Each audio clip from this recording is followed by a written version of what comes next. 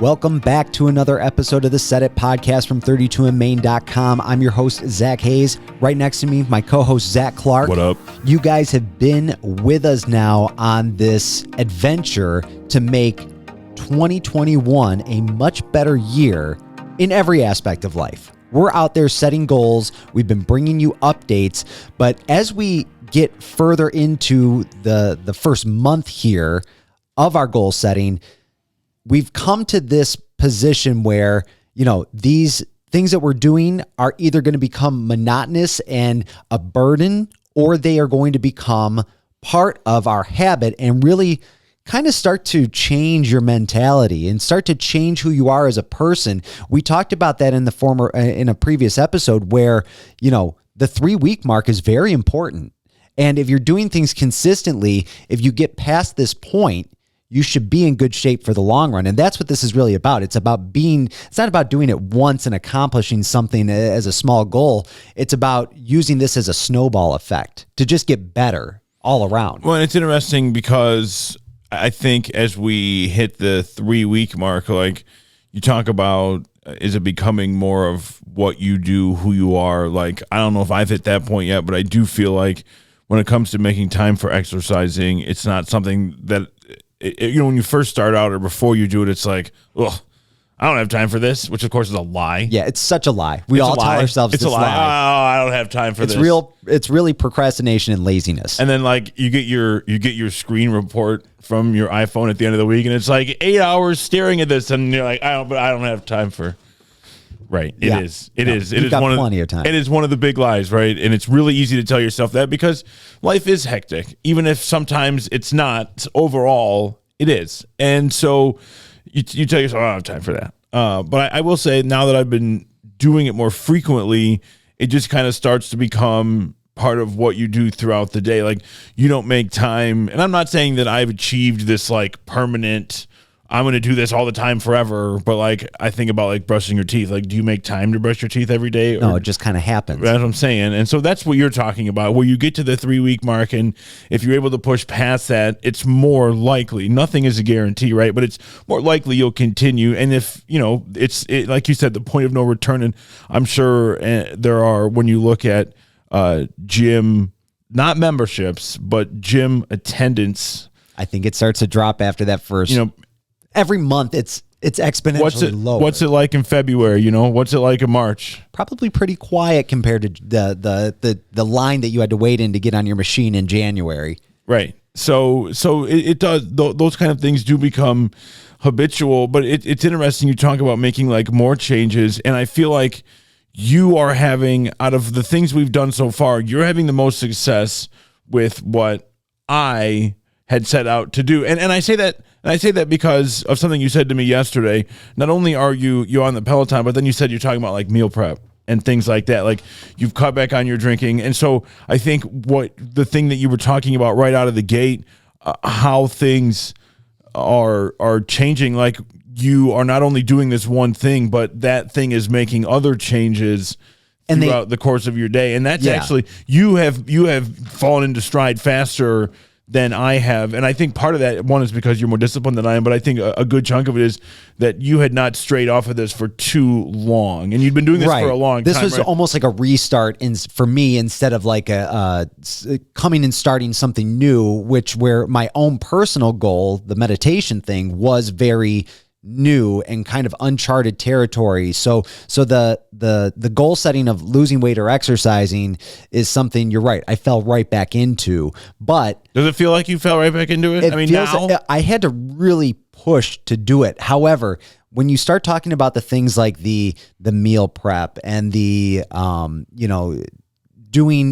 cutting back on the drinking, I think I was doing those things because, for me personally, I need to see results fast for me to keep up with it. Like if I was just doing the bike, or I was just maybe walking, and it wasn't combined with, eating healthier or cutting out some of the junk in my life, those visual things would happen more slowly, and I might get discouraged. So I think I was maybe taking into account the things that I saw that hurt me in the past, and I combined those things, and and it put me, I think, more on a fast track. I have not missed a day on the Peloton the entire month of January. And we're, as we record this, 21 days. Yeah, today's the 21st. You'll hear this on the 22nd. At least that's when it drops. And you combine that now with this little thing on my wrist, which is showing me my progress. How important is that thing to you? I didn't think it was very important. I've got something on my wrist too, but it only tells. It's very different. It's very different. It serves the same purpose initially, but no, this is. I think it's one of those things where it does affect me mentally. Are you a tracker guy? Yeah, I like to see it. I go and I sync the Peloton app up with the Watch It after a workout, and not only that, Zach, but as I posted more on social media about this, there's a lot of people I've connected with who are also going on the bike and using it. There are people who add me on. Yeah, exactly. I've gained about 4 or 5 people that I'm following along with now, who are people we know. They're people we went to school with. They're friends. And this was one of the things we talked about, though, where it's like it's that accountability by sharing. And if you go back and listen to our episode with Ken Hirschman, it was the same thing, right? He didn't, until he shared the thing that he and his wife had gone through, he didn't know how many other people had gone through it too. He found out that they weren't as alone as they may have seemed. And for you, when it comes to accountability and joining along, you're not alone. There's a community there, right, a little bit, which is kind of what we're trying to do with Set It, is that it's easier to do it with other people. We're just not like big time tech Peloton. Yeah, right? and I'm not like the. I could sell you $1,000 bike though if you're interested. I'm not the Svengali who's going to be like, meditation changed my life, because it hasn't. It's been a week of this on my journey, basically a little over a week. I've managed to do it quite frequently, but I think it's helped to kind of put me in the right mindset, I guess. But it hasn't been like life altering. It's working though with everything else. Like if you think of it like a car, I guess, if there's a problem, and I'm not a car guy, so if this is off, sorry. I think one thing leads to another. Yeah, if one part is not functioning correctly, it's going to cause problems in other spots, and that's kind of how I'm taking this. It's got to be this slow burn. Like if one of your tires is low on air, it's bad for your gas mileage. Exactly. It's also bad for your tire, but it's bad for other. Right. But I hope that's true. I think it is. But again, somebody's like, that's not true. But the funny thing is, like, I'm more apt to share these things now that I'm getting positive feedback, which means I want to do more of it. And even, one of my buddies. That's how this generation operates. And it's not necessarily a generation of age. It's a generation of being. It's not just people your age. It's people of all ages right now. That's so much of what we do. It's why we share things. We're proud of what we do, but we want to make. We should be, but we also want to make sure other people are proud of us too, and that's okay. That people get such shame for. Am I looking for positive reinforcement? Is that what you're trying to say? Am I more needy than I thought I was? But see, I don't like that word needy. Like, don't we all? Don't we all have needs, right? And I'm not saying that you should.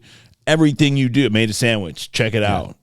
Got my shoes on, check it out. I can make a hell of a sandwich. I'm sure you can. There's no doubt. And you can post your sandwich. Again, not the point. I think that's why things like the Peloton are so popular. It's not because it's a good deal. We all know that's true, right? Yeah, and right. But certainly a big part of it is, some people you can view outwardly, right? So like what the screen shows you, like you're on some trail or you're riding on the beach. Oh, and then of course the live classes with the crazy person screaming at you while you're. That's what keeps me going. So I'm telling you right now, without those instructors, that's where Peloton sets itself apart. Absolutely, because it's a real spin class. It's a real spin class. But to me, a good portion of it is that you can create and their commercial. You know how I know this is true? Because it's what their commercials are all about. It's like, I ride with former D1 athletes. I'm D1 dad, or I ride with other grandpas. I'm surfing Hawaiian. Oh, so you're not talking about that creepy commercial from like a year ago? Remember the controversial one? No, that one was terrible. Peloton girl. No, I'm talking about the ones that are happening. No, the woman that was forced to work out in some bizarre scheme of No, but no, the commercials now, it's the community that it creates, that you can be in these groups, you can be with your friends, you can be with people that you don't know. Sure. Right? You all have these things in common, right? Whatever it may be, like the one guy, he rides with dudes that used to play football. The one guy rides with other grandparents, right? Like it's their thing. A group. And I think that's a good point, because especially right now in these times, you're not able to necessarily socialize in the same ways you could before. And it's stuff that everybody misses. And if it's something that you can combine with self-improvement, even better. I'll give you an example, Zach. You mentioned I was doing the meal prep and the meal planning for the week and stuff like that, which I did incorporate into my health kick, if you want to call it that. But I have a friend. One day he sent me these pictures where 6 days in a row he was eating pizza for lunch or dinner. 6 days in a row. Different pizza, different places. Like, he's the guy. He'll grab the Little Caesars $5 large for lunch. Family gets 2-for-1 Wednesdays at the office pub. We had it at our meeting out in Birmingham. We had some pizza out that way, and that's how it came up. And I said, man, I guarantee you, if you just ate a little better, you would feel so much better. Your time, your body would thank you for this. And so he's like, you know what? You're right. I've got time to make some food. And I checked in with him after the first week. I said, well, how do you feel? And he goes, dude, I had like the worst hangover from like withdrawals of like the sugar of what that breaks down with the carbohydrates and everything. When you're eating that amount of bread and just, the sugars in that sauce must be ridiculous. And, it got to a point where now he's starting to make that part of his routine. I was sending pictures back and forth saying, hey, here's what I do for the week. 2 pounds of, ground beef with, a bunch of vegetables and everything else like that. Put it in the Tupperware. I'm good to go. That later that night, he sent me a picture, almost an identical picture of the meal that he planned. He goes, you've inspired me. And it felt good. It felt like I was helping somebody out. It's just such a small thing.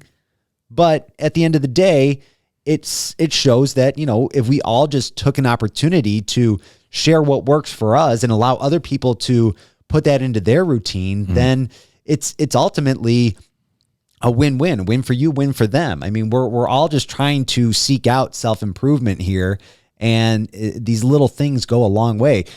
I mean, we keep, I know I keep saying it, but it's like, that's what this is about. It's about reinforcement. It's about accountability. It's about doing things together. It's about the realization and the understanding that things that you think, and look, there are some things where, there may not be people going through something just like you are, but I guarantee you that there are more people going through exactly what you're going through than you think. And there are even more people that have had similar experiences. Nothing is identical, right? We're all different people that have different things occur in our lives. But I think, and again, that doesn't mean that you should feel forced to share everything about. There's a danger in oversharing. Well, but I'm not saying that you shouldn't, but I'm just saying you don't. I don't want people to feel like they have to be like, I have to orate everything that I'm doing, otherwise it's not going to work. That's not the case. But I think when you're trying to make a change, if you seek support and vocalize, it doesn't say make it easier, but it makes you think twice. It makes you accountable in that if you fail, you let yourself down, but then you're going to feel like you let others down too. Now, I every time I say that, though, I want to be very careful that doesn't mean that everybody around you is going to shame you. Because that's kind of what it sounds like, and I want to be really careful there, because that's not what it's about. I'm not saying people won't do that; they shouldn't. But the goal to me would be, and you and I both said it, is if things don't work, it's not like, hey, loser, what's up with that? It's like, hey, what can we do to make it work? Yeah. What didn't go right? What can we do, and how can we help you get back on track? Well, let's circle around to that, Zach. So I want to be careful when we say that, though. That's all. And I think people realize that, and everybody's situation is different. But let's circle around here, because I talked a lot on this podcast about the stuff I was doing, but I want to know more about how you were doing, because, you know, you started this journey on your goal to lose the weight. Your goal to lose the weight was going to be done by starting a new routine, or a more frequent routine of going on your 45-minute walks. Just the routine, right? Just the doing. And so, you know, I think as far as the walking is concerned, and I've switched a little bit.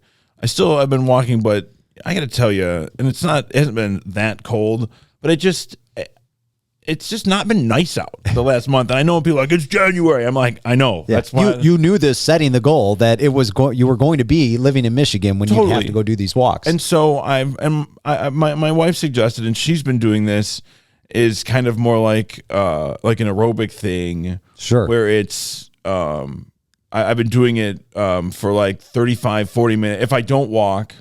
And so it's more like running in place, switching up from. I'm so glad you said that. Because you're right. There are going to be days where you don't feel like bundling up to go out into that harsh weather, or maybe it's raining or something like that. And it just doesn't make sense. Or you get home late and it's 3 a.m., right? You know, based on your job, but just doing the act, continuing some sort of act, still helps you stay on track. You know, and I was reading this book by a guy named James Clear. It's called Atomic Habits. And he says in that book, you can miss one day, just never miss 2 days in a row. Don't miss 2 days in a row, because that's when you're going to miss another one. Opposite in your habit forming ways. You're taking steps backwards, and that makes total sense. I had that happen to me this week where I was like, okay, I missed Sunday for the meditation. I know I have to do Monday. There was no doubt in my mind that was going to happen. So where you would have been behind, where you would have maybe been a couple days without going and missing your routine, you found other ways to stay on track. And what I like about it, because, you know, the walking is fine, right? I think, again, anything is better than nothing. But what I like about, and I could do this out when I'm walking too, but it seems much easier to do in the home, is I can speed up and slow down. And so it allows me to raise my heart rate a little bit more. And so I feel like I get more out of 35 or 40 minutes doing that than I do 45, 50, an hour of walking. Like, are the steps in value the same? I don't know. Because again, I'm not like you, and my wife is like you, and my dad is like you. People that I know that exercise, that I have no desire. And maybe I should. Maybe that's part of where I'm falling short. But I don't check. Every once in a while I'll look. Yeah. But like for the steps. Yeah. But like if I were to not have my phone in my hand while I was in my living room or in our bedroom, like, I would be okay. Like, to me, it's the notion that if my digital device doesn't track the steps, they don't happen. It's like anything. I can't wrap my head. I have a really hard time wrapping my head around that. And look, I don't know, pro technology is not like a thing, but like I'm, you know, when it comes to all that kind of stuff, like I have no problem. You're pretty up on it for the most and like part. I'm not maybe I'm just ignorant, but like I'm not too worried about being tracked. Like if the government wanted to find me, they've already been able to do it. Right here. Here we are. There it is. So it's not that. I just. I get what you're saying. And for me. But I know a lot of people are the opposite. And it's like, because you can track it. Yeah. Why wouldn't you? I like knowing that maybe I push myself harder today than I did yesterday. I like having benchmarks. Wouldn't you know that you'd pushed yourself harder mentally? Like, because you made it happen. You still did it. Yeah, you did it. But can you not tell a harder workout without looking at your wrist?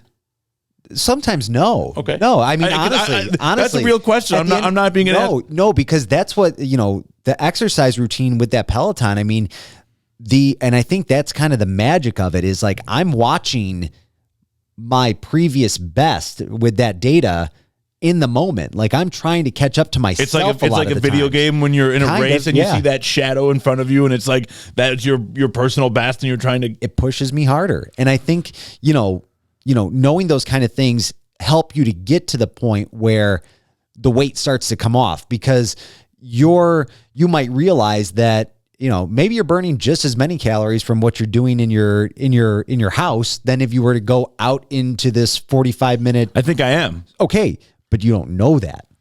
Well, my guess would be that because I end up sweating in one and not in the other one, that I am. Well, if you're outside in the cold, I hope you're not sweating from going on the walk, But if I ran, I would still sweat in the cold. Yeah.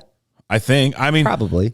Dude, I'll tell you what, this is not germane to what we're talking about, but like, Spit it out. I'm a sweater. And so I'm going to sweat. Like, we lived in the desert for like, I don't know, like 11 years, and it was great. Like, people are like, oh, it's so terrible. I'm like, it is, but also like, it's because I've lived in Michigan for a long time, and then I also spent time in what I consider to be the deep South in southwestern Arkansas and in northeast Texas, where it's just like, oh my God.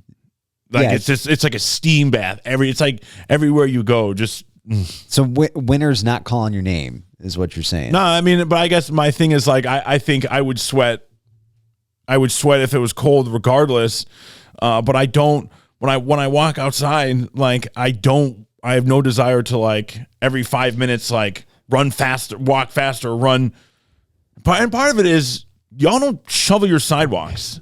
That's you a huge don't. That's and a huge this is problem. probably true no matter where you live. Yeah. But y'all don't shovel. He's talking to you, Romeo residents. But Zach, let me ask you this, because the walking was to facilitate the weight loss. After 3 weeks. So I have not made the progress, and it's because like I'm listening to you talk and you're like, I'm riding the Peloton and right. And there's always like, an and. Correct. And so I have not made proper.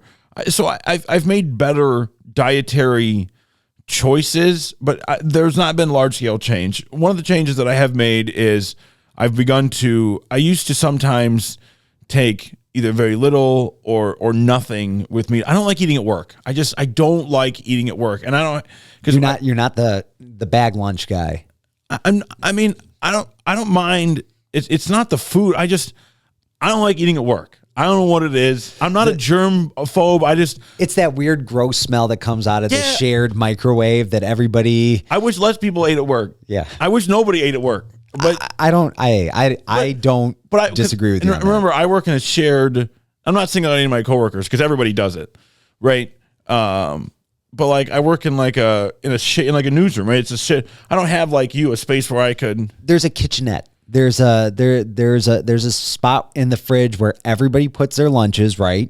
Yeah, it's total. I mean, I will say these days though, over the last year, that's less not, people. Oh. I mean, just a little bit. 7. I think a little bit. I think we're down 70% of the people in. But anyway, so what I've been doing is I've been making a salad and taking an apple and an orange and like the protein shakes, but not like the ones for gains, just ones to like to get you through a meal. And they're sweet, right? Not as sweet as a shake would be, but and being like a Cliff Bar. Right. Yeah, so, that's a great meal plan. So the goal is when I get home at 1 a.m., I'm not like, where's the nearest Taco Bell? Or kicking down the pantry door and making all kinds of. But that's I'll admit that's all I've done, and so that's not really going to be enough to make any kind of sizable impact unless you stretch it out over months and months. Right. I mean, it's a really small change. So I need to do more of what you are doing and make better food choices. And part of it is too, and this is not me complaining, but as far as like cutting out alcohol, like that's something that is literally part of your job. Like, and again, this is not me complaining about it because I'm not, but you shouldn't. If you get to drink beer on the job, like congratulations, sir, you made it. Theoretically, I don't drink beer on the job. I get to drink beer and then I do the rest. Fair enough. All right, let's get words are important. Just in case anybody from corporate is listening, which of course they're not. But no drinking on the job. But regardless, part of what I do is I go to breweries, I talk to brewers, we hang out and and then I make stupid TikToks of me drinking the beers that they make. But I mean, it's part of what I do. And do I have to do these things? No. But first of all, why wouldn't I? And Sure. and second of all, I do feel I'm not some principled reporter, but I feel like, if you're gonna talk about, you should experience the things you're talking about. I'm not saying that means that I have to go out and, commit homicide to be able to cover a murder. But Let's hope not. No, but again, in these situations, like if we're going to talk about something, like, shouldn't we know about it? Yeah. No. I'm not making excuses. So to me, scaling back on drinking is possible only, but then it's like, dude, am I going to dump it? No, of course. You gotta taste. Better not. Would. That's a crime in and of itself. Because that's the other thing is like, and I'm so lucky is that not only is it beer, but it's like, it's excellent, delicious beer, like the best of all the beers. Well, this is what's so important too, Zach, is that this isn't about not being able to enjoy yourself. Correct. Like if to lose that weight, you have to take away one of the things that you really like in life. But a lot of times to jumpstart weight loss, you give a bunch of stuff up, and then the hope is you can you gradually reintroduce it. But I think that's the difference between 1 16-ounce cans and sitting back and killing 2 16-ounce cans. Like that's scaling back and still getting to enjoy what you want. Like I during the holidays, I was definitely drinking a lot more. I was to the point where it's like, yeah, you get a good buzz going. You're pretty tipsy. Like since then, I have not drank like that. Like even the times that I have. Holiday drinking is another level. Yeah, this is like maybe 2 drinks. Right. 2 drinks. That's it. Done. But I have a funny story about this week that like I'm very conscious about the eating thing, about what I eat, when I eat it. My wife texts me on the drive home. Kids want Happy Meals. She's like, what do you want? I said, you know what? Just give me like a 5-piece nugget and I'll be good. That'll be my dinner. I'm fine with that. I didn't text back in time. So instead, what did you get? She shows up with a large fry and a double quarter pounder with cheese. I mean, very, very different meal. And I love McDonald's. Like, and I know that's terrible, but like that sounds so good. And I have not eaten that since I've had pizza, but I have not had quote unquote fast food. Did you eat it? Of course I ate it. So it was right there. And then so you felt gross. How long afterwards? For how long? I literally said to her as soon as I finished it, I said, "It's not good. I got to do the Peloton tonight." I said, I have to do it again tonight. I have to do it twice in one day to make up for this. And I said, thank you for getting me dinner, but please never get me anything from McDonald's again. I don't want it. I didn't feel gross myself. I felt mentally gross. Yeah, I did. I felt mentally gross. I felt like I got off my routine, and to me, it's those little things that were the really fries still hot. Yeah, they were still hot. They were really good. Those are the things though that cause setbacks. It was my dad's birthday on Sunday. What do you have at birthday? Cake and ice cream. I had that. I was trying to avoid things like that, but I don't want to not enjoy it. When it's there, it's just staying away from it. So you don't want to make this into like a frequent thing. So I think, and that's one of the things that's really important is, and people will tell you this, it's like 70-30, 80-20, whatever ratio makes the most sense for you. But so when we talk about, so let's use those 2 examples, right? And this isn't your wife's fault, and not in the least, but like, cake at your dad's birthday is okay if you don't have that double quarter pounder with cheese. Yeah, exactly. You see what I'm saying? Like, so you can't have both. Right. It's about if this was anything else in life, it's about picking your spots, right? So there's always going to be time in life when you're going to want to do things, whether again, I know things are the way they are right now, but when we get back to whatever the new normal is going to be, there's going to be times when you'll go to the bar or you'll go out to eat or you'll go on vacation, you go on somebody's boat, and it's not going to be like, hey, who wants this water and these carrots, right? Yeah. And so, but you're not gonna say no. You're not gonna stay off the boat. You're not gonna not go out to dinner. But when you're not doing those kinds of things, for the most part, you have to stick to what you're talking about. It is about making those choices, and we say this in another podcast. We have a sports podcast talking about high school football, and we talk about putting yourself in a position to succeed.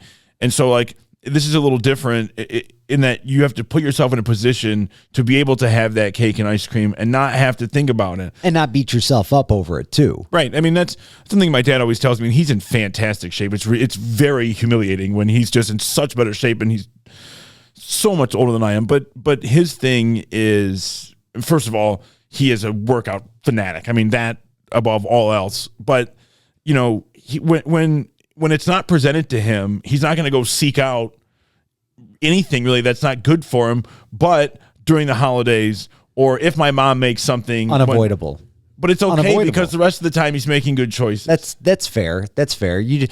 I think that's how you sometimes ease out of these routines, though. It's like, that's what I worry about. If the holidays were right around the corner, I'd be nervous about my routine. I'm like, there's no way I'm keeping this up, because, you know, my goal is to get to a point with a lot of this where it is just the lifestyle now. I'm not thinking that I have to stay on the Peloton bike every day, but I know I'm never going to miss 2 days in a row. That's just going to be the habitual part. Right now, it's very conscious. I'm very aware of the fact that I have 30 days to do this, or 30. I don't know how many days are in January. 31. 31. I've got 31 days to do this. He said not very confidently, but pretty sure. Yeah, right.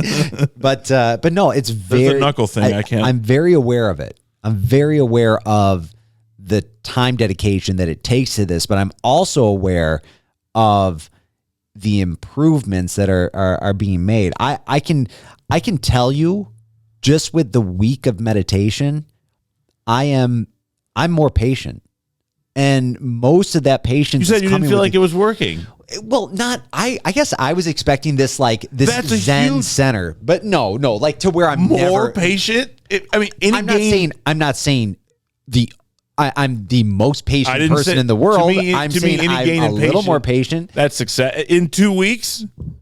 Oh, to me, that's not nothing. Well, it's definitely something, but it's that reflection time that really does make a difference. And I think if that can happen that quickly, I'm excited to see where it goes in the coming months, because it's something that I do plan on sticking to. It's not been the most easy thing in the world to get into, but how often do you take 15 minutes to just think? Very rarely. Yeah, I mean, in these days we're so consumed with technology. You know, it's 15 minutes without looking at some screen or having something alert you that something's happening, whether it's, you know, I mean, you wear the Apple Watch, right? I mean, it's constantly, or if my AirPods are in, like, I'll get the little sound that's like text from Zack Hayes, and it's like, which, you know, is fine. It's like stimulation overload, though. Like, I really truly feel that. I don't think that our brains are equipped to handle that much stimulus. You know what I mean? I really don't. I think we shouldn't be, you know, constantly getting these alerts and these push notifications that just really take your attention away from the moment and what you're doing in that moment. Like, that's not something that we ever evolved into. Like, this is very, very new.